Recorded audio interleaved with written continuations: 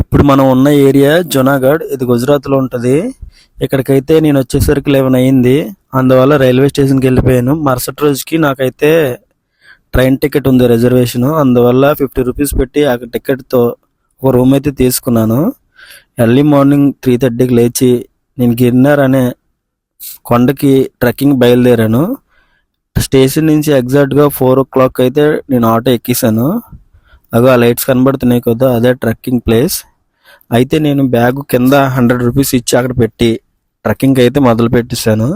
చాలామంది early morning 2 o'clock నుంచి trekking start చేస్తారు. ఎందుకంటే ట్రెక్కింగ్ చేయాలంటే మినిమం 6 hours పడుతుంది.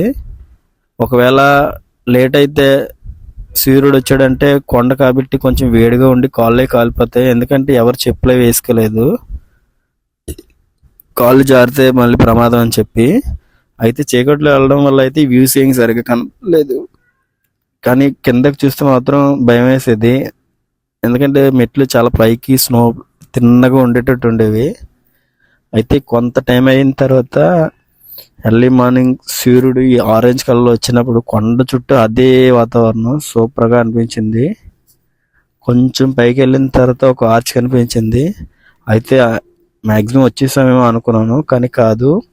ఇక్కడ చాలా టెంపుల్స్ ఉన్నాయి, అవన్నీ దర్శనం చేసుకొని ఇంకా ముందుకెళ్తే ఎవరిని ఒక అతన్ని అడిగితే ఇంకా సగం కూడా ఎక్కలేదు, ఇంకా చాలా ఉందన్నాడు.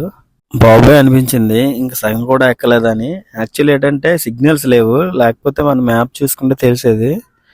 ఈ టెంపుల్స్ నుంచి ఇంకొంచెం పైకి వెళ్తే అక్కడ ఒక ఎంట్రన్స్ అనమాట. ఇంక కొండపైకి వచ్చామా అన్న ఫీలింగ్ వచ్చే ప్లేస్ ఇది. ఇక్కడ ఒక అమ్మవారి గుడి కూడా ఉంటుంది. ఇక్కడ దర్శనం అయ్యాక ఇంకొంచెం ముందుకెళ్తే మనం వెళ్ళాల్సిన 3 కొండలు కనిపించాయి. ఇక ఫస్ట్ ఈ కొండకి ఆ కొండ మీద నుంచి కింద దిగి మళ్ళీ ఇంకో కొండ ఎక్కి మళ్ళీ ఆ కొండ మీద కింద దిగి అప్పుడు ఆ 3వ కొండ ఎక్కాలి. ఇది అసలు మెయిన్ ఇది చాలా కష్టం. చూడండి వెయిట్స్ ఎలా మోసుకుని వస్తున్నారు కొండ మీదకి.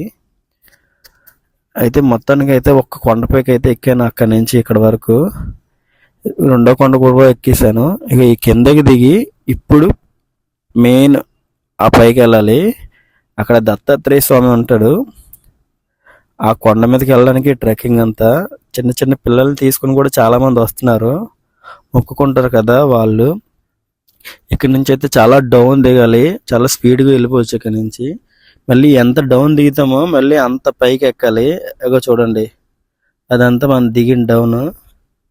ఇదంతా మళ్ళీ అప్పు ఎక్కి మళ్ళీ కిందకి దిగాలి, మళ్ళీ ఇక్కడ నుంచి ఆ పైకి ఎక్కాలి. అగో అక్కడి నుంచి ఇప్పుడు మనం కిందకి వచ్చాం. ఆ స్టెప్స్ అలా దిక్కుంటూ ఈ కిందకు వచ్చి మళ్ళీ ఈ పైకి వచ్చాం. మళ్ళీ ఇక్కడ నుంచి ఆ పైకి వెళ్ళాలి, అప్పుడు మన ట్రెక్కింగ్ పూర్తవుతుంది. నాకు యాక్చువల్లీ ఏంటంటే మళ్ళీ 12:30 కల్లా కిందకి వెళ్ళిపోవాలి, నాకు ట్రైన్ ఉంది. అందుకని చాలా స్పీడ్గా ట్రెక్కింగ్ చేశాను ఎక్కడ గ్యాప్ పోకుండా. మొత్తానికైతే నాకు 9:30, 10 మధ్యలో దర్శనం అయితే అయిపోయింది. ఇప్పుడు 2 hours నేను కిందకి వెళ్ళాలి. అందుకని దర్శనం అయినంటే ఎక్కడ గ్యాప్ అవ్వలేదు, కిందకైతే వెళ్ళిపోవడం మొదలు పెట్టాను. ఇక మనం ఎక్కడ 3 కొండలు అవి. అక్కడి నుంచి అక్కడికి, అక్కడి నుంచి మళ్ళీ అక్కడికి, మొత్తానికి అయితే ట్రెక్కింగ్ పూర్తి చేశాను. ఈ ట్రెక్కింగ్లో నాకు ఒక్క తెలుగు కూడా కనబడలేదు, అందరూ హిందీలోనే మాట్లాడుకుంటూ వెళ్ళారు. మొత్తానికి అయితే ఫినిష్ చేశాను, చాలా హ్యాపీ అనిపించింది. అది నేను ఫస్ట్ సగం వచ్చేసాను అనుకున్నాను కదా టెంపుల్స్ అవి. అది ఇప్పుడు ఎర్లీ మార్నింగ్ వల్ల వ్యూస్ కనబడుతున్నాయి.